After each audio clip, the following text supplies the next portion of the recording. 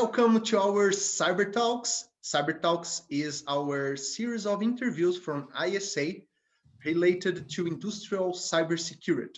I'm your host, Felipe Costa, and today we're going to talk about the EAC 62443 standard. Send your suggestions, questions, and also who would you like to see here be interviewed by us to the email cybertalks@isacuritiba.org.br. Today, we have our guest, Mr. Eric Cosman. He is one of the main creators and leaders of EAC 62443 efforts in the world. So, thank you so much for joining us today, Eric. Thank you, Philippe, for inviting me. I always look forward to opportunities to help get the message out about the work that we're doing in our committee and our efforts to improve industrial cybersecurity. So thanks for having me. Yeah, absolutely. Our pleasure. So I received several questions. I tried to create a structure on this. Before to jump direct to EAC questions, the standard itself, I would like to make some questions more general regarding cybersecurity. Common question that we receive here, Eric, is the relation between OT and IT words, right, and departments. We know that they need to cooperate, and the security is a holistic approach. We need everybody together in the same boat, but definitely it's really challenging sometimes to make this departments cooperate.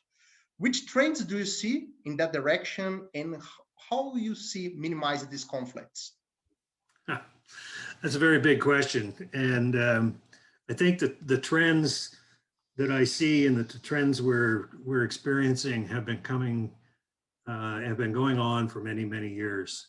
For those who are listening and seeing this broadcast, you may know that I've been working in this space for a long time. You can tell by the hair color. And that's included working pretty much my entire career. I've worked at the intersection of operations and IT.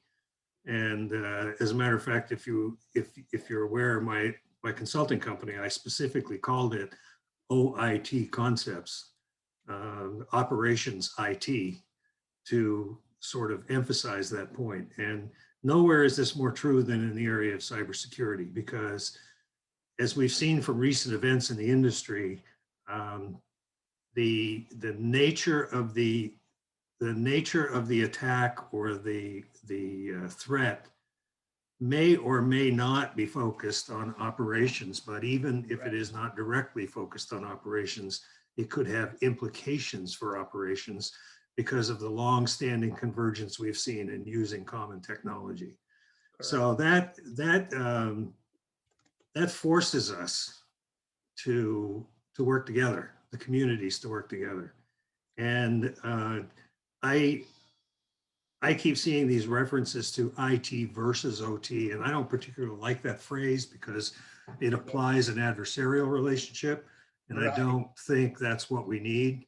And so I've worked with, in my experience before I retired, and I've worked with other companies since as a consultant, where these organizations are coming together, and we're trying to reflect that in the committee and the standards to make sure that our standards are complementary. And a good example of that is 62443 complementing the ISO 27000 standards that some of the business IT people might be more familiar with. So in summary, I think we're making progress. It's a journey, and I think we're further along than we used to be, but we still have a ways to go.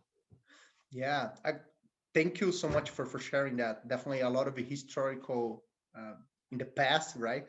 And I definitely see this cooperation of standards to have a common language is really helpful, because sometimes what I see is we are speaking about the same thing, but use different names, and it sometimes creates conflicts. So it's pretty interesting to have a common language, and I'm pretty much glad to know that it's already in progress. A lot to do yet, but definitely in the right direction.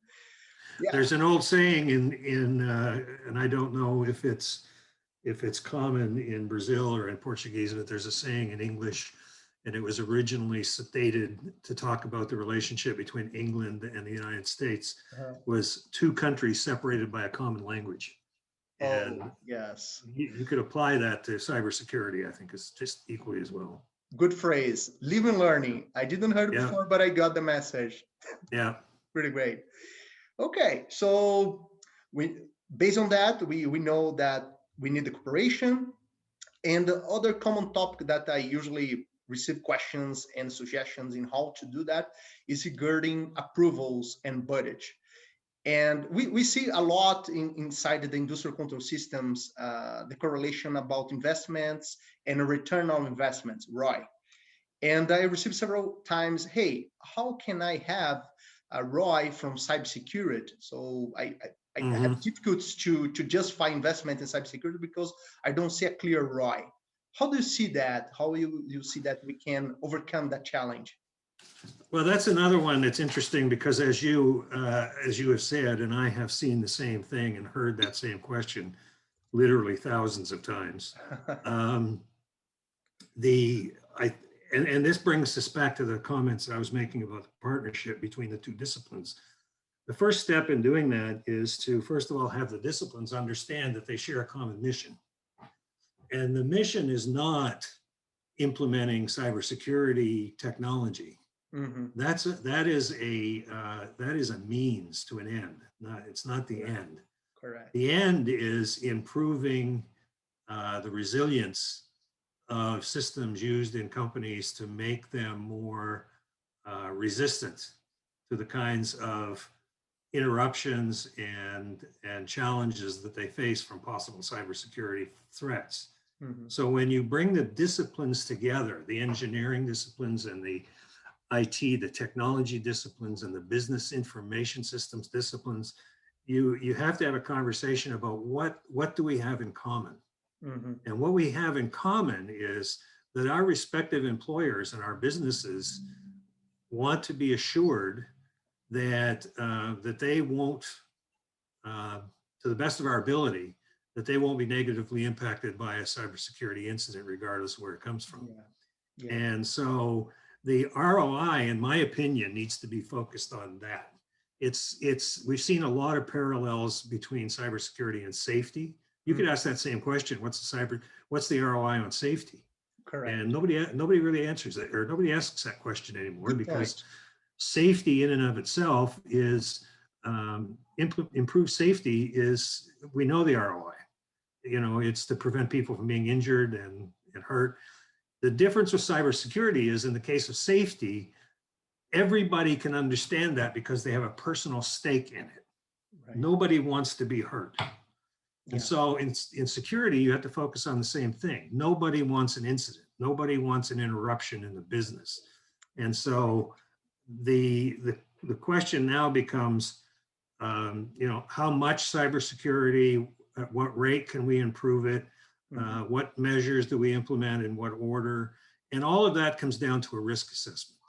Correct. One of the standards in our series, 3-2, 62443-3-2, is all about how to conduct a risk assessment, knowing that you can't do it all at once.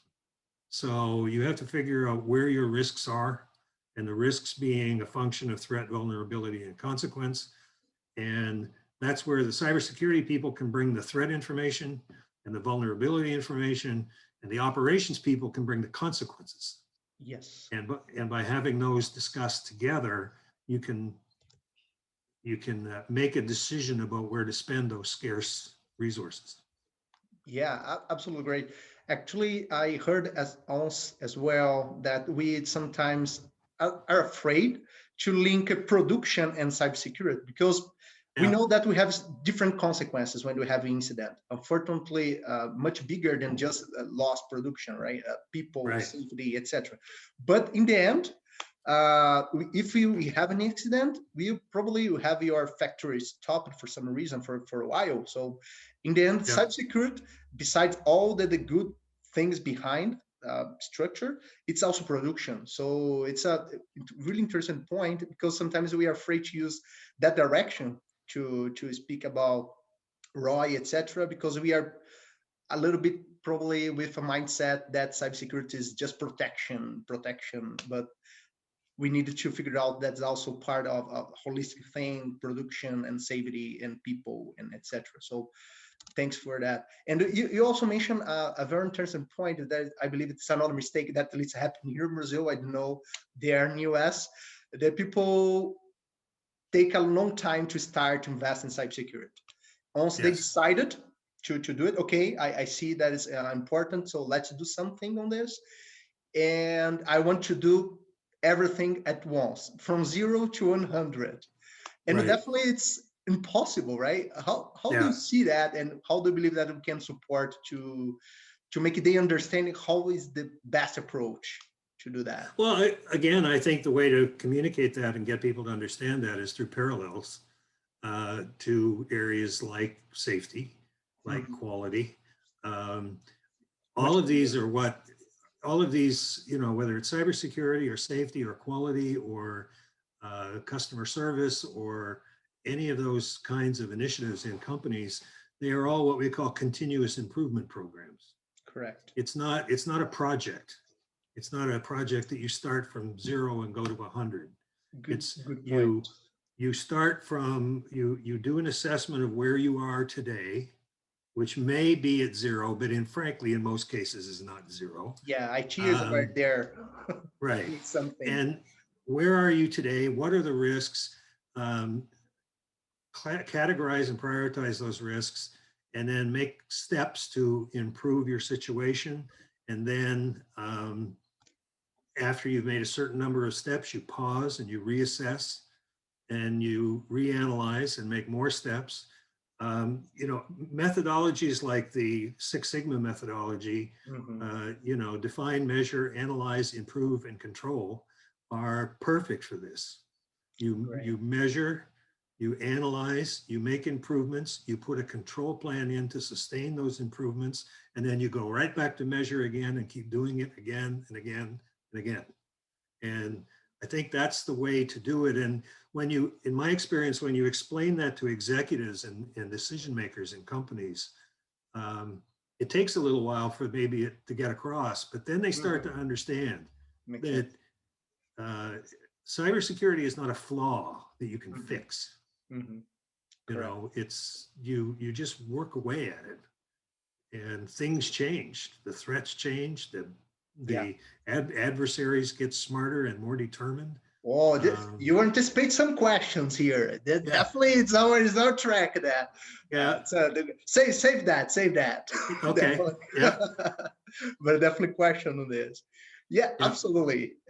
I definitely agree that probably I heard that it's reasonable to have a plan and propose steps, right, or bets of investments, because the company also do not have all the budget to implement everything at once. So of course not. Nobody does, even if they knew what they had to do, which they don't. Good point. Okay, we need to know they don't have the money to do. They don't, and it's not always just money. It's people. It's skills. It's expertise. It's experience. It's all of those things. You don't have it all at once. So you go with what you know and keep working away at it. Yeah, absolutely. Thanks for that. And I appreciate, because definitely it's pretty good when you hear that it's not just a local. I know that the globalization brought several common ground, right? But definitely we are living the same things here in Brazil, and we are glad to know that a lot of people, experiencing people like you, need to face the same challenge that we need to face here. So I believe that's thanks to globalization. It's fundamental. It's fundamental to business, regardless of where you are in the world.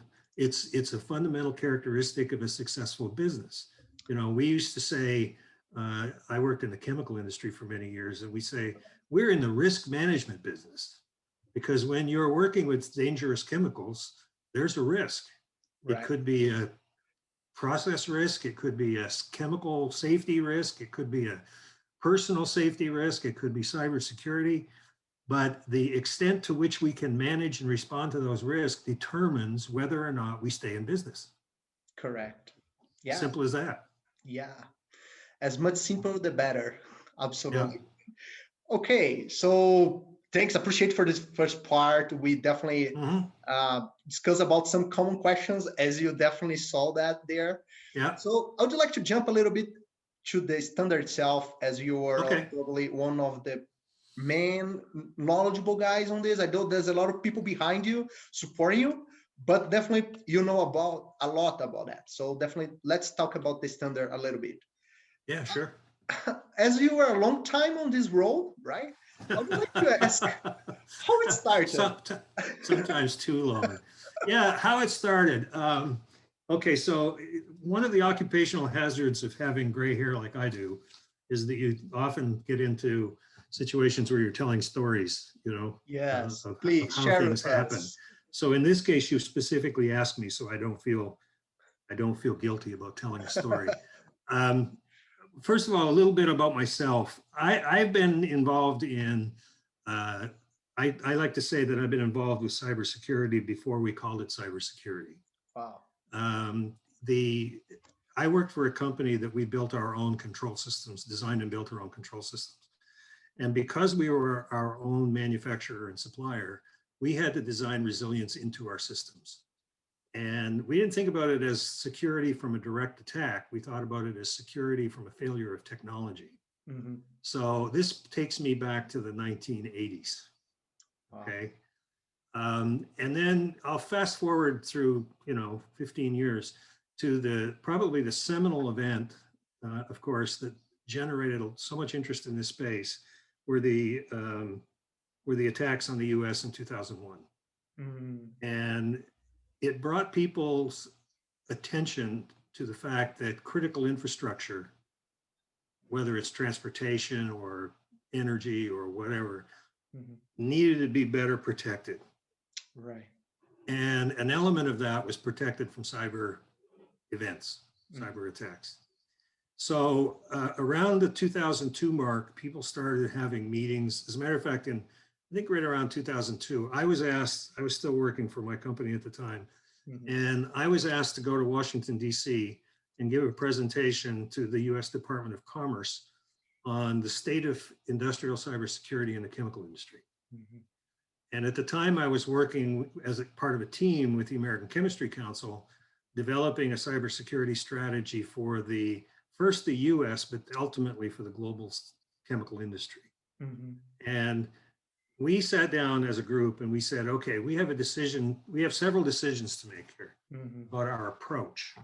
And the first, probably and most practical and impactful decision is, are we trying to solve this? Well, I'm not going to use the word solve. Are we going to try to address this problem for the chemical industry? Or do we think that everybody has a similar problem? And we decided that it was pretty obvious that it was the second.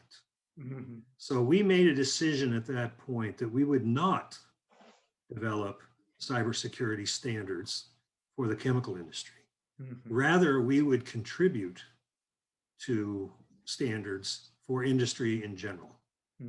Now, coincidentally, I think it was a coincidence, at that time, ISA was having a conversation, leaders in ISA were having conversations about how do we address cybersecurity within our portfolio of standards. And again, two alternatives arose. One was we could instruct all of our standards, batch automation, safety, all of the existing standards, to try to figure out how to add security to their standards. Or the second alternative was we could create a new committee and focus it on cybersecurity with the idea that, and we didn't use the term horizontal back then, but with the idea that it would apply across all of these domains. We chose the second approach. Nice. That led to the first meeting of what we now know as the ISA 99 committee in Chicago in 2002. And that was about a dozen people, 10 to 12 people came together. Wow. And our first assessment was, this tells you how we've evolved our thinking. Our first assessment was that we could address this problem with one or two standards and a couple of technical reports. Well, we now have 16 standards in technical reports. So obviously we realized that we didn't understand the problem as well as we thought we did. But that was the beginning. And we published our first standard in 2007, followed by another one in 2009. And we've been publishing standards at a fairly regular rate ever since, and updating the previous ones. One of the nice things that's happened in this committee is the many of the core contributors, like myself, and my co-chair, Jim Gilson, and other people from the committee have been involved since the beginning. Wow. So we have had continuity in leadership, and yet we've gone from those 10 or 12 people that met in Chicago in 2002 to we have well over 1,000 people on our committee now. Wow. So that's kind of, I'll stop there, but that's kind of the way it unfolded. And, wow, that's amazing. I definitely like to share with our colleagues. I had the chance to hear that history when we were here in Brazil yes. a couple of years ago. And I was amazed at how it started. And many people maybe do not know that ISA 99 and currently EAC 6443 are the same thing behind, right? Some structure. Yeah, that's a frequent source of confusion. So let me try to clear that up. Okay. The committee, we formed the committee and it was given the designation ISA 99. All the 99 means is that it's the 99th committee ever formed by ISA. Since ISA has been around since 1945. And in those 75 plus years, it's actually now formed over 100 committees, but we were the 99th. So we were given the number 99. Our first standards and technical reports were published with the name ISA 99. Correct. And those two that I mentioned in 2007 and 2009. Later on, we started working closely, very closely with the IEC, the International Electrotechnical Commission, based in Switzerland. And they designated cybersecurity as, they always assign a standard number to their subjects, and they assigned 62443. Great. So we decided that if we were going to work closely with them and co-publish, which we do, our standards, that it would make sense if we had the same number.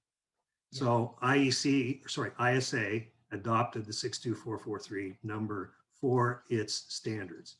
So in short, in summary, what that means is when you hear ISA 99, we're talking about the committee. Correct. When you hear 62443, we're talking about the products of the committee. Wow. Thanks for clarifying that. It's a lot of confusion, like you mentioned. And nowadays, the people are really familiar with the E6443, but those who start a little bit before, some years ago, started to hear about the ISA 99. So thanks for the clarification. One other point I'll make, and this is also sometimes confusing or people have questions in this area. When you see, we'll take a particular standard in the series, say, 2-1, 62443-2-1, which is how to implement a cybersecurity system in your company. If you see IEC 62443-2-1 or ISA 62443-2-1, they are identical. Perfect. Okay, so we published them simultaneously in ISA and IEC. And you can think of the ANSI ISA version as technically being a US national standard, which is then, in a sense, given to, if you will, or offered to IEC and they publish it, for use in a wider variety of countries. So if you have an opportunity to get a copy of the ISA version or the IEC version of a particular standard, don't worry, they're the same. They are the same. Should be the same. Yeah, they are. Perfect, Eric. Okay, now I would like to bring some questions from our colleagues from ISA that sent to ask to you. And thank you for sharing some of the questions ahead of time so I could prepare. So absolutely, it's our job. Yeah. Okay, we have here a question from Flavio Iriotaka. I know that you don't like too much the word framework to ISA, based on our conversations, but assuming that word, if I want to use that framework, ESA 43, where I should start? That's a pretty open Yeah. question, I know, but how do you see that? Well, no, it's an excellent question. And the word framework, it's not that I don't like it. It's just that sometimes people, some of the things that some of the resources we have out there were deliberately designed to be frameworks, like the NIST cybersecurity framework. Right. Framework is different than a standard, but they're both important, okay? So set that aside for a moment. That's just a personal thing for me. But to answer your question, how do you start? The first thing I'll tell you is if you're an asset owner, if you're a company that, you know, a manufacturing company or a chemical company or oil and gas or whatever, I don't recommend that you buy the standards and read them, okay? You can, but that's not the best way to start. You might buy selected standards in the series. Wow, great advice. But if you bought all of the standards, we're talking about almost 1,000 pages, okay? And that's going to be very discouraging. Yeah. You're going to have to find somebody that can take the time to read all of that. Correct. So it's important, first of all, to understand the structure of the series. And you can get that information from the committee members. You can get it from a variety of consultants. ISA has training materials, the IC3X training materials, to help you understand the structure of the standards and to realize that of all of that 1,000 pages of information, some of it is focused on asset owners, some of it is directed to asset owners, some of it is directed to suppliers, some of it is directed to system integrators and EPCs, engineering and procurement contractors. So once you understand the structure, then you can focus on the parts that are most particular to you. And to just list a couple, obviously the 1.1 standard, which was published in 2007 and is currently under a major revision, but start there because it helps you understand the concepts. It introduces some of the terminology, the concepts, and the basic models. An overview. It's not a hard read. It's, you know, it's the current version is, I don't know, 80 pages or something like that. And then since you're focused on, I'm assuming you're an asset owner. So if you're an asset owner doing this, the next place to look is 2-1, which gives you guidance on how to implement a program for yourself. That standard is also in major revision, okay? Because it was published in 2009. But the 2009 version still has a lot of valuable information. You'll very quickly come to the conclusion that the first thing you have to do is you have to understand what you're protecting. What are your assets? And that's where a lot of people get a surprise. Yes. They don't really understand that they don't know what they don't know. Okay. That they have their equipment and they don't necessarily know where it is and what it's doing. Correct. So you have to call it an inventory, call it an assessment, whatever you want to call it. And then once you understand what you're protecting, now you can do the risk assessment. And that takes you naturally into another standard in the series, which is 3-2, which tells you step by step how to do a risk assessment. From that point on, it's the other parts of the standard where you go to for the detailed technical requirements, either at the system level or at the component level, that you need to either address or make sure that your supplier or your integrator have addressed. And that's kind of at least the way I would suggest that people go into this gradually. Now, when I say you should do this as an asset owner, some asset owners have their own engineering organizations and their internal resources to do this. Most don't. So I would strongly encourage you to seek out a partner. There are a variety of companies around the world that do this, that help customers do this, and do your due diligence. Find somebody who not only says they understand 62443, but can actually give you examples of how they applied it, and work closely with your partner. So that's, I mean, I could talk about that all day, but that's kind of a quick start of how to get started. Well, thank you for the class. Actually, it's definitely good to see how easy sometimes it is to digest everything. It looks a little bit complex when you see different documentations, a lot of pages, like you mentioned. Yeah. But definitely to have the chance to prioritize is definitely a good way to start, right? Like we discussed, there's no easy way to make everything at once. We need to set specific targets and start Yep. for baby steps, let's say in that terms. Now, So let me quickly come back to this roadmap or this framework word yeah, again. absolutely. Frameworks are designed to guide you through a process, right? And the NIST cybersecurity framework is an excellent example. It was developed by NIST, which is a division of the U.S. Department of Commerce, but it is applicable anywhere by anyone. Mm-hmm. And what that does is it gives you a sort of a plan, a step-by-step plan. And NIST, the framework, the CSF, at each step says, here are references that you can consult to get more detailed information on requirements.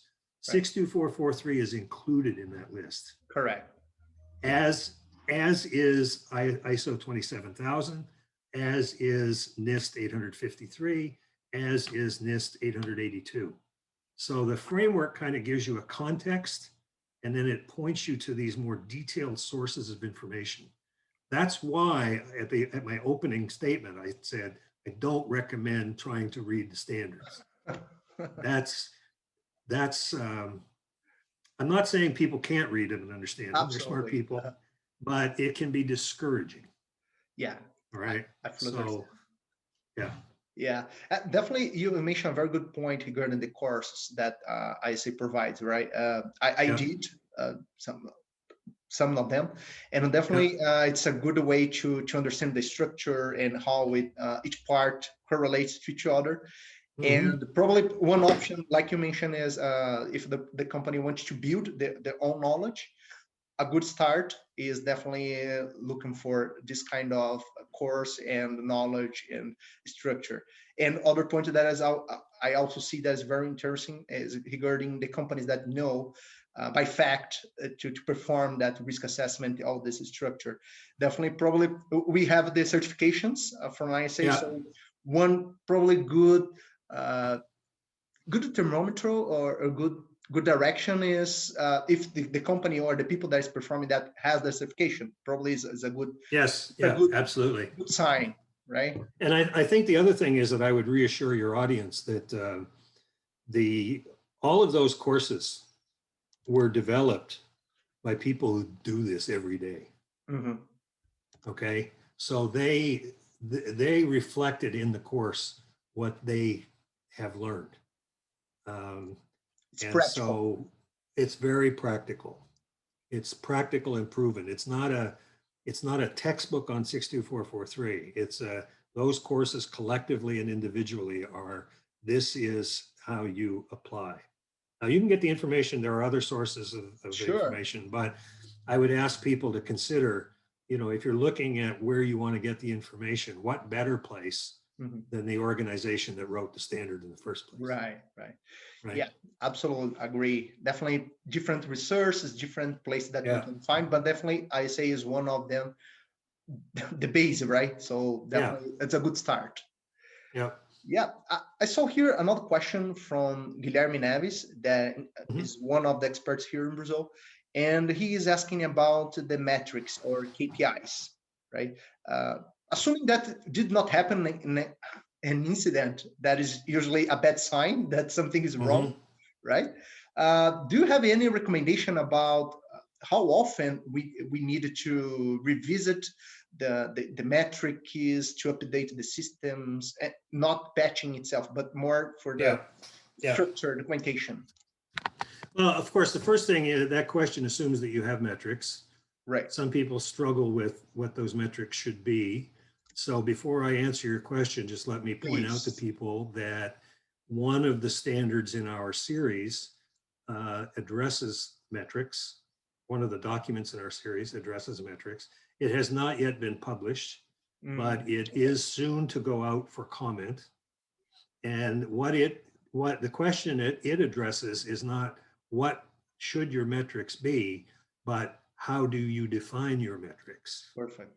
And it's a guide to helping people identify and those metrics that are most appropriate for their situation. So I would stress that document, as I said, is about to go out for public comment. And if people want to see it, they can feel free to contact me. I'm sure you'll provide contact information, or you can just send an email to isa99chair, all one word, @gmail.com. So to get back to your question about the metrics themselves, and more importantly, how often to review your program. Right. There's no single answer to that question. It depends on how your program is designed. But I would say that, getting back to my comments earlier about the cybersecurity program being a continuous improvement project, and to use the Six Sigma terminology, measure, analyze, improve, and control. Mm-hmm. So you do an assessment, you do an analysis based on the assessment, you implement improvements, and at that point you define metrics for those improvements. And then the control plan puts those metrics in place, and then you go back and keep doing it over and over and over again. In my experience, for a moderate to large size company, mm-hmm. that cycle is usually annual. Okay. With maybe quarterly reports back to your sponsors about how you're doing. Mm-hmm. That really depends on how much your sponsors trust you and how often they want to be updated. I designed with a colleague, I designed a program for my former employer several years ago, and I think it's still in place.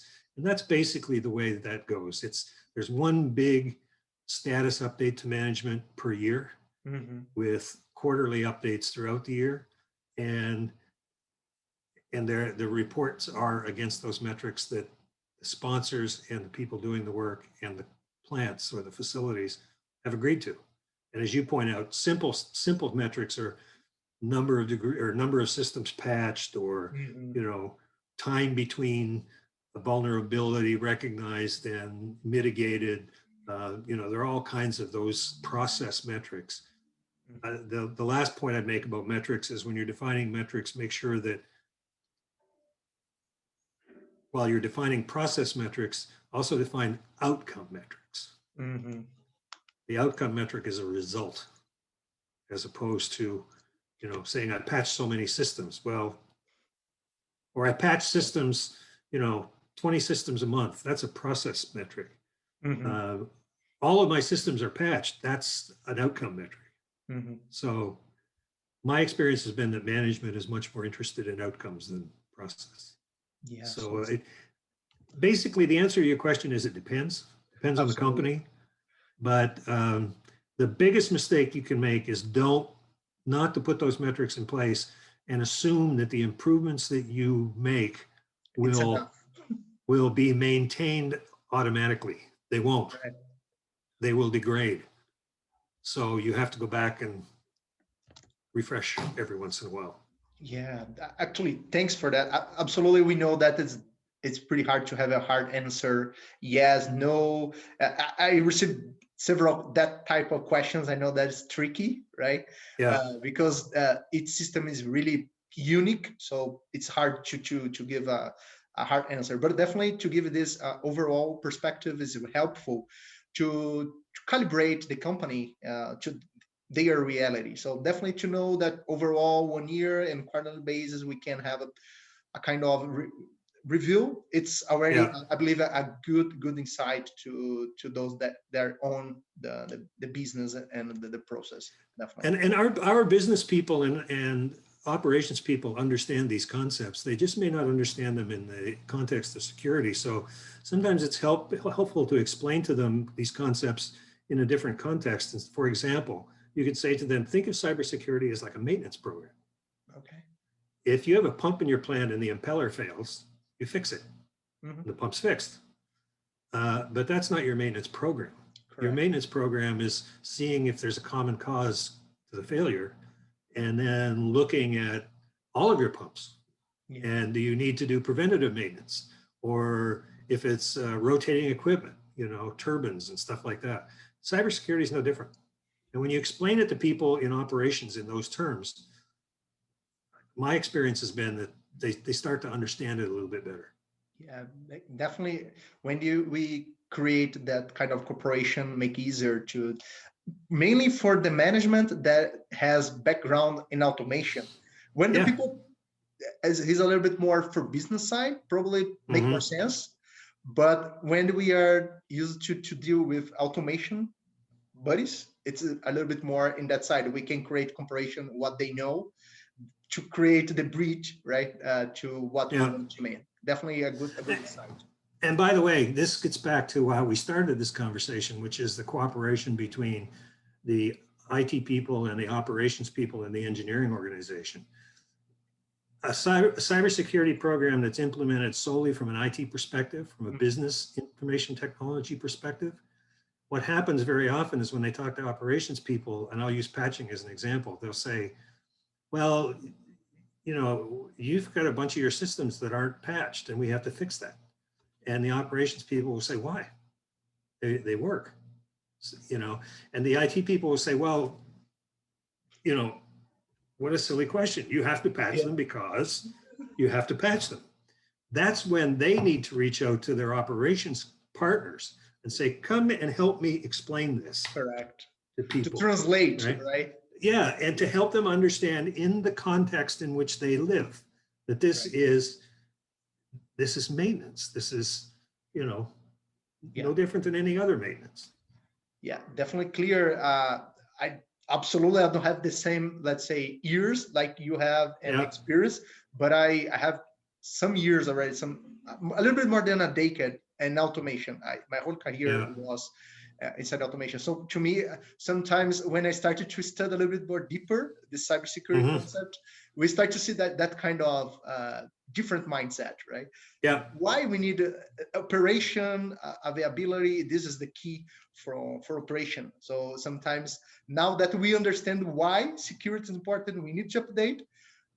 Maybe it's easier when it's a automation folk to translate that to help the IT guys. Definitely. It's a little bit back to that ROI question you posed too, is that people need to think sometimes of, you know, when they think of cybersecurity, they think of it as a capital cost or a project cost. Yeah. And there is some element to that. Don't get me wrong. If you're going to buy a tool or you're going to implement a tool. Absolutely. But they also have to think of it as a cost of doing business.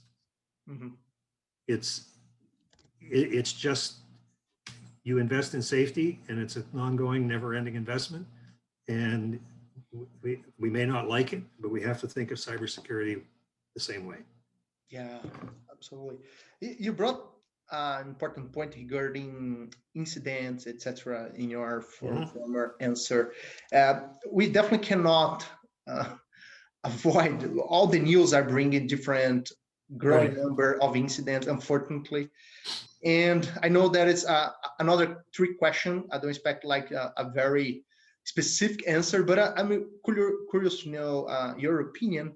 In general, all this growing number of incidents are related to the lack of uses of a standard, for example, or a framework, or do you see any other reason for that?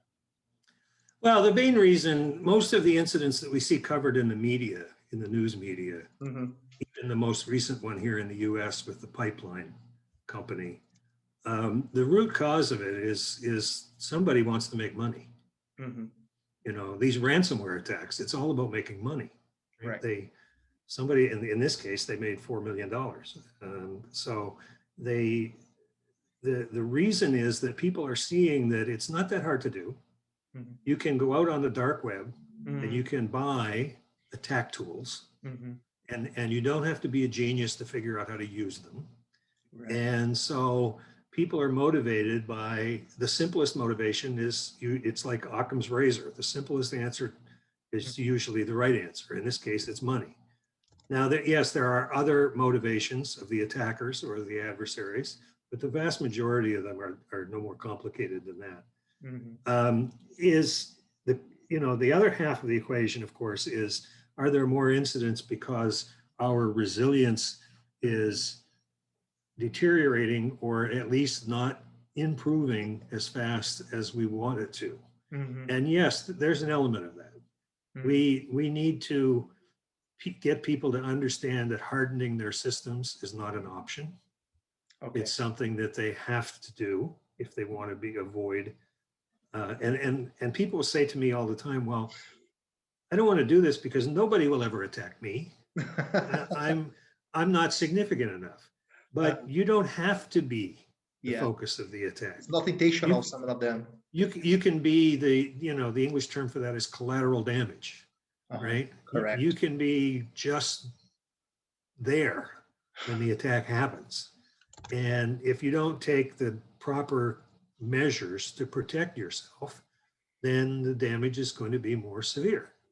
So to put your head in the sand and pretend that it's never going to impact you is naive at best, and it's negligent at worst.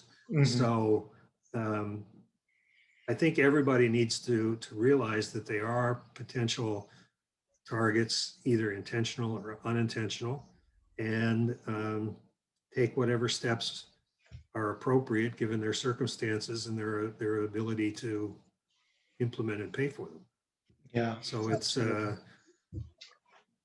one of the reasons, we asked the question, why are we hearing more about these? Because it's news. And the media likes news. I mean, they like to report on events. And it's now in the public consciousness much more than it was 20 years ago or 10 years ago. So, there used to be there was an old saying in the newspaper business that, if it bleeds, it leads.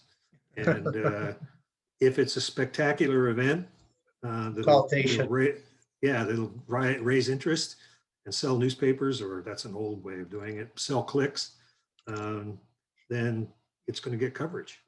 Yeah, absolutely. I fully agree that is absolutely the news are trying to call attention because it bring more attention from the population in general. But definitely we are seeing that probably we need to make a better job in our industrial control systems to do at least the basic, right, that we are discussing here, the standards, the recommendations. It's not like if, but when, right? Usually when attack can happen.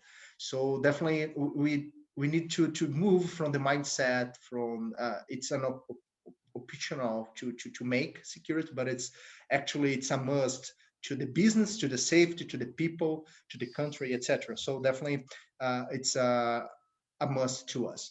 Going to the last part now. Unfortunately, the time flies. We are going to the last part of our interview here. I would like to talk about the future. Actually, I have two combined questions, one from David Eifert and another from Eduardo Norato, that are pretty much the same. Combining the question is, we are seeing IoT more complex and distributed, right? And how do you see EAC 6443 can support these new and complex systems? And it also ties to the next question, what are the future development that you see to the standard and to the committee? Yeah, it's a very good question, and a question that I get a lot. The committee, the members of the committee, the people leading and doing the work in the committee are certainly not blind to this. They know that IIoT, or if you prefer the term Industry 4.0, or whatever terms you want to use, the ubiquitousness of very sophisticated devices and intelligence and communication and lots more data is going to have an influence in this space. So what we've done in the committee is we have formed it's been in existence now about 2 years, I think. We have a work group in our committee, work group 9, that is focused exclusively on this subject. Okay. And it's being led by, the primary chair is a lady named Suzanne Lightman from NIST, and she's leading this group with some help. And I just apologize for to the person. I can't remember her co-chair's name at the moment. But anyway, this group has been analyzing now. Basically, we asked them to look at 2 questions. What are the implications of IIoT on our standards. Mhm. What should we or could we do to improve our standards in the face of IIoT? And the complementary question is, how could the standards be applied in that kind of an environment? Mhm. So they've been working very diligently on this question, and similar to the example I used of metrics, Mhm. they will very shortly have a document available for wide distribution for comment, and we will be sending that out. We haven't even assigned it a number yet, so I can't give it a number, but it will be going out for comment. And the intent of that document is to, first of all, raise the awareness of IIoT and industrial cybersecurity, Mhm. to recommend areas where the standards can be improved, including but not limited to modified or additional requirements that we should include in various parts of the series. And so that, as I said, that'll be going out for comment very shortly. At the same time that this is happening, the ISA Global Cybersecurity Alliance, which you may be aware of, Yeah. which is a consortium of companies that is managed by ISA, Mhm. but these are suppliers and end users who are guiding us and giving us advice on how to promote the standards. They commissioned a report very similar to Mhm. this, with a similar purpose. And they are also about to send that report out for comment. Theirs is a little bit more deliberate of a comment process. The first place they're going to be sending that is to our committee. Okay. So the committee experts can give them advice, but eventually that report will also be publicly available. The results of both of these efforts will be combined and consolidated. And the intent is basically to make the standards better, to improve the standards, to make them more applicable in this case, in the case of IIoT, and maybe even influence some of the directions in the IIoT area to make them more amenable to security. Wow. So that all of that's busily going on in the background. If some of the people who ultimately read this or view this interview are aware of that, they may even be involved in some of those activities. Yeah. But again, if anyone wants more information, they're free to contact me, and I can put them in touch with Suzanne or people in the GCA, ISA GCA, or the people that are kind of heavily involved in this at the moment. Wow. I appreciate. Thanks so much, Eric, to sharing this, let's say, future vision. Definitely needed, as there's a reason for that, right? Everybody is more looking for that kind of information. So definitely, I see with good eyes that the ISA trying to answer fast to these new inputs and these new challenges. So it's definitely a good direction. And you mentioned, just go ahead. I'm sorry, I didn't mean to interrupt. Yeah. Since we're talking about futures, the other thing I'll mention under the heading of futures for the standards in the committee, we also have a group in the committee working very closely with their counterparts in IEC to improve the standards with respect to their consistency Okay. and their coverage of core concepts. And that ranges from everything from things as simple as consistent terminology to consistent application of key concepts, to all things under the heading of consistency and overall improvement of the series. And they are coming back with recommendations to the main committee as we evolve the various standards in the series, where do we put certain information? Is it better to put here or put there? And how do we make sure that the references from this part and that part are consistent, and all of the rest of that? We're doing that now because, and this is the way I express it, in my view at least, our standards, with the possible exception of IIoT and supply chain, and there may be a couple of other areas, are pretty much what I call feature complete. They've addressed most of the major topics that go into cybersecurity. However, because they were developed over a period of literally 15 years, inconsistencies have crept in. Mm-hmm. And so we're now going back and basically, remember that measure, analyze, improve, and control? Refining. Going back again and refining and improving. So you'll see Yes. the people who remain in this field will see these standards being updated on a regular basis. Makes sense. Well, thanks again for this another perspective. Absolutely great to know the efforts to have the common language and also what we are doing to try to answer these new inputs that we have in the cybersecurity space. Let's say going to before to make a closing here. Unfortunately, our time is ending. Yeah, You mentioned, yeah. I would like to just rephrase one thing that you just said that I believe that's really important to everybody here. Cybersecurity is not a thing, right? It's not something that we just try to do. We need to make security by design.